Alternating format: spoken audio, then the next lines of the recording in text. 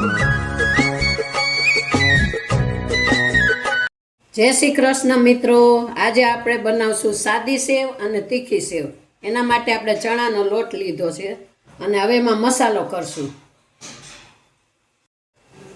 પહેલા સ્વાદ અનુસાર નિમક, હિંગ ચડિયાતી નાખવાની છે થોડીક,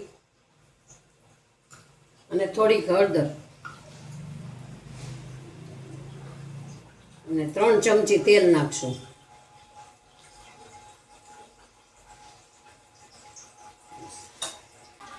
આપણે બધું મિક્સ કરી લેવાનું છે. હવે એનો લોટ બાંધી લઈશું. આપણે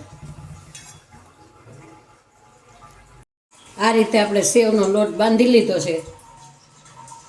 સંચામાં ભરીને અને પાડશું સેવ. હવે મસાલાવાળી સેવનો લોટ બાંધી લઈએ. તીખી સેવમાં આપણે આ લસણવાળી ચટણીમાં પાણી નાખીને પલાળી દીધી હતી. હવે મસાલો કરી લેશું. તો સ્વાદ અનુસાર નિમક, હિંગ, હળદર,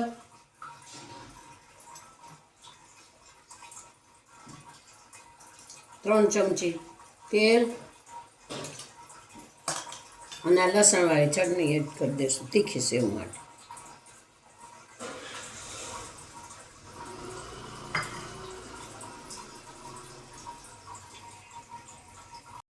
આ રીતે તેલ લગાવી દેવાનું છે સંચામાં.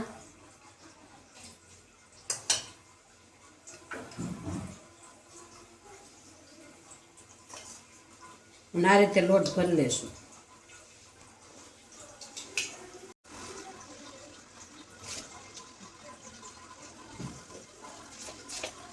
કરી દે.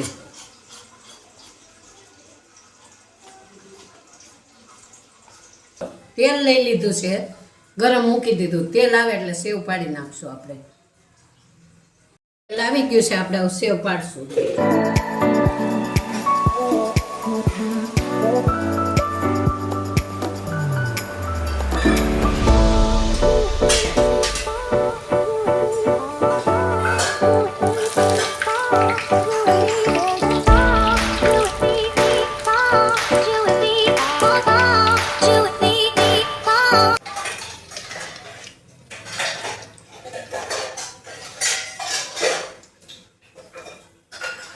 બસ આ રીતે તળી લેવાની. બહુ જાજી વાર તળવાની નથી, નતર લાલ થઈ જાય.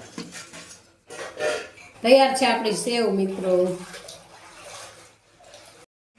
આપણે જે મોલી સેવ ભરી લીધી હતી એ રીતે જ લોટ ભરી લીધો છે હંચામાં. આમાં થોડીક મોટી ચકરી નાખી છે. હાલો હવે આ તળી લઈશું.